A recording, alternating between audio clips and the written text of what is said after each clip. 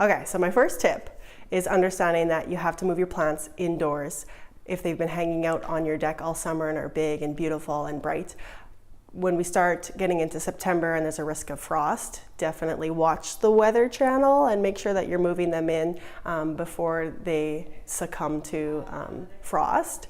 My second tip is, when you're moving your plants inside, is to pick the sunniest spot. Ideally, if you have an east, south, or west facing windowsill, somewhere where your plants will get the opportunity to soak in some direct sunlight. That is key, just because you're avoiding your plant from stretching out with not enough sunlight. Plants, when people think of succulents in general, they think of a cactus. If you think about where a cactus lives, it's in a desert. And if you think about a desert, you might think about a ton of sunshine. So when we move our plants indoors, already that light is so much lower. You need to stick those guys right in a window just to maximize their sunshine. My third tip is understanding that our succulents do go through growing seasons.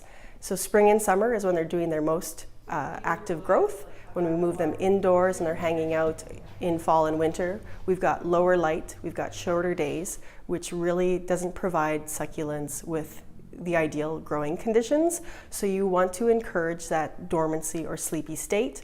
You're going to reduce watering because they're not actively growing. So you're just kind of giving the roots of your plants a drink of water.